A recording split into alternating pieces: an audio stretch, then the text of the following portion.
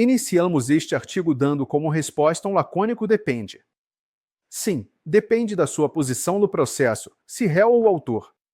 No caso do autor, a decisão é muito simples. Este deve com certeza elaborar quesitos, pois é pessoa interessada no esclarecimento da questão. Assim, toda e qualquer informação que puder ser passada ao perito sob forma de quesito é bastante proveitosa. No entanto, quando falamos na figura do réu, a resposta toma rumo distinto.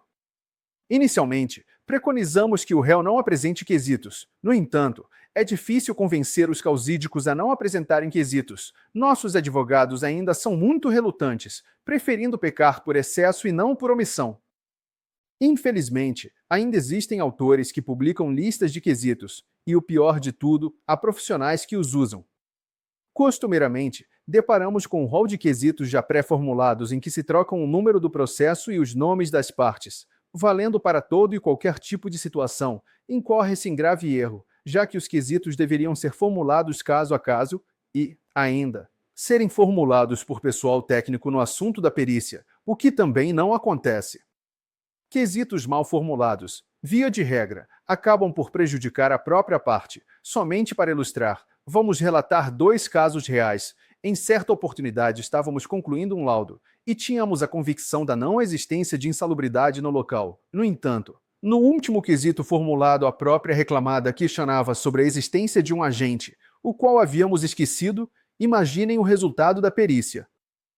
Noutra oportunidade, o processo versava sobre insalubridade, e a reclamada apresentava um enorme rol de quesitos pré-fabricados sobre insalubridade e periculosidade. A perícia não pôde caracterizar a periculosidade existente no local de trabalho, já que não poderia estender o pedido inicial. No entanto, ao responder aos quesitos sobre periculosidade, abriu os olhos do autor, que imediatamente ingressou com outro processo reivindicando periculosidade. A rigor, todos os quesitos deveriam passar pelo crivo do juiz, que pode indeferir os impertinentes e ainda formular outros que julgar necessário. No entanto, a realidade de nosso judiciário não permite que o magistrado despenda parte de seu tempo lendo e indeferindo quesitos. O perito, por sua vez, não possui a faculdade de, ao responder um quesito, decretá-lo impertinente, apenas pode julgar o quesito prejudicado. Por seu turno, o perito deve estar ciente de que, quando responde, está fazendo diretamente ao juiz, apesar de ter sido formulado pelas partes. Assim, muita cautela ao responder um quesito, especialmente aqueles tendenciosos, onde o vigor das palavras pode ferir o magistrado. Preconizamos, também, que o perito não deve, ao responder a um quesito, simplesmente fazer referência ao local da resposta, como, por exemplo, vide item 2 do laudo pericial, é mais razoável transcrever. Hoje temos um poderoso instrumento para copiar texto quantas vezes for necessário, o computador, a parte do texto para a resposta do quesito, inclusive facilitando o exame pelo juiz e pelas partes.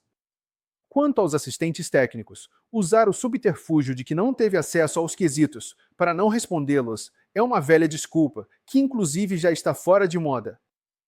O perito deve se restringir-se a responder apenas aos quesitos relacionados ao objeto da perícia, e estritamente sob a ótica técnica. Assim, por exemplo, se a perícia versar sobre insalubridade e periculosidade, não há por que responder a quesitos sobre equiparação salarial, horas extras, ou mesmo acidente de trabalho. Tampouco o perito deverá entrar no mérito do assunto sob o ponto de vista jurídico.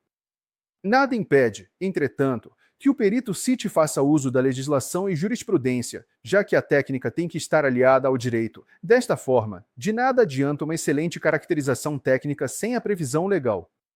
Um bom exemplo é o caso de periculosidade, onde a lei somente contempla com o adicional aqueles que não estão em exposição eventual. No entanto, há robustecida jurisprudência no sentido de que o tempo de exposição não é relevante na caracterização da periculosidade. Desta forma, o perito deverá estar afinado com a jurisprudência existente.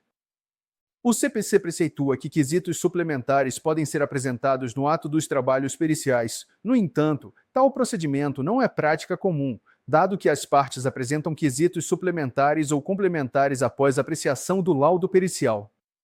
A fim de ilustrar a correta forma de se preparar um rol de quesitos, apresentamos alguns dados que devem ser questionados para o autor, função e atividades desempenhadas pelo reclamante durante o seu período laboral. Descrição do local e posto de trabalho do reclamante durante o seu período laboral. Existência de agentes físicos, químicos ou biológicos no ambiente de trabalho. No caso de ruídos, qual a dose ou, alternativamente, as medições com os respectivos tempos de exposição. No caso de calor, quais as temperaturas de bulbo úmido, bulbo seco, apenas para trabalho em ambiente com carga solar e globo, além do estabelecimento do ciclo de trabalho do empregado.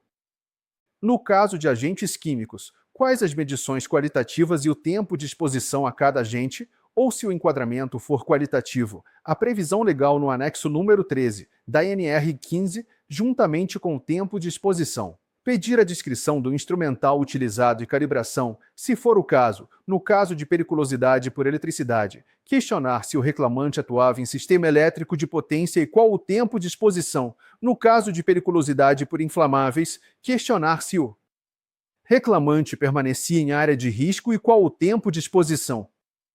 Os dados acima são informações simples, que não têm qualquer intenção de dificultar a conclusão do trabalho pericial ou mesmo testar os conhecimentos do perito, já que o objeto da perícia é estabelecer, ou não, a insalubridade ou periculosidade.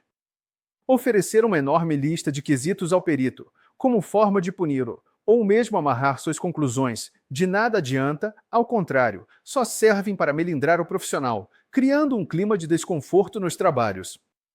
Da mesma forma, a linguagem que se usa na formulação dos quesitos deve ser a mais imparcial possível. Colocações tendenciosas ou mesmo capciosas não farão o perito inverter sua convicção em favor da parte. Se você gostou deste vídeo, inscreva-se no nosso canal, deixe seu like, compartilhe e comente. E claro, segue a gente também nas redes sociais vizinhas para continuarmos trazendo conteúdos como este. Até a próxima!